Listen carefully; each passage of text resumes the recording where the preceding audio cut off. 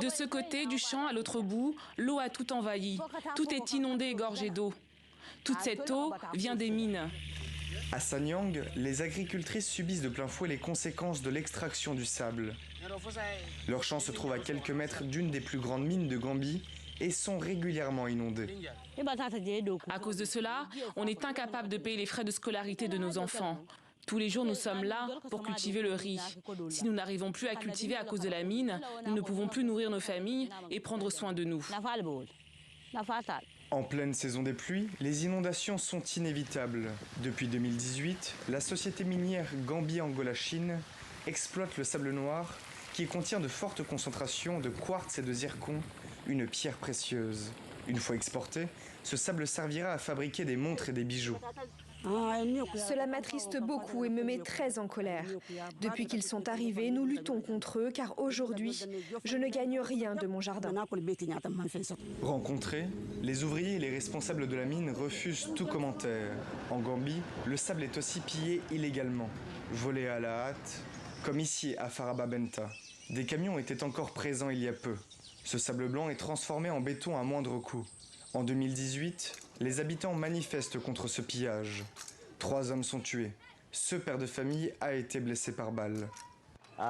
C'est là que le drame s'est passé. Je suis tombé au sol ici.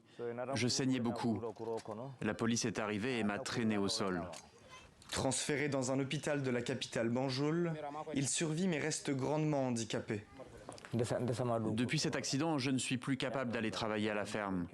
Je suis le chef de famille, mais je n'arrive plus à faire grand-chose. Face à ces pillages, des jeunes Gambiens se battent pour dénoncer ce crime environnemental. Sur les plages de Gunjur, dans le sud du pays, Noussa et Bouba replantent des milliers d'arbres avec leur association.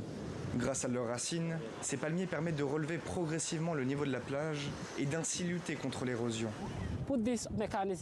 Il faut protéger l'arbre avec un pneu pour bloquer le sable, car il peut empêcher la plante de grandir.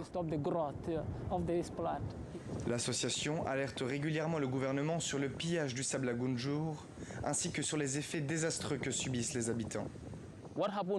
Que se passe-t-il s'il y a des inondations? Ce sera un désastre. La raison pour laquelle ça se produit, c'est à cause des intérêts du gouvernement vis-à-vis des entreprises d'exploitation de sable. Mais qu'en est-il des citoyens qui vivent ici? Ont-ils pensé aux conséquences de tout ça? Non. Le ministère de l'écologie et de la géologie n'a pas répondu à nos multiples sollicitations. La disparition du sable rend la Gambie encore plus vulnérable au réchauffement climatique. En 2100, si rien n'est fait, 9% du pays pourrait disparaître sous l'océan.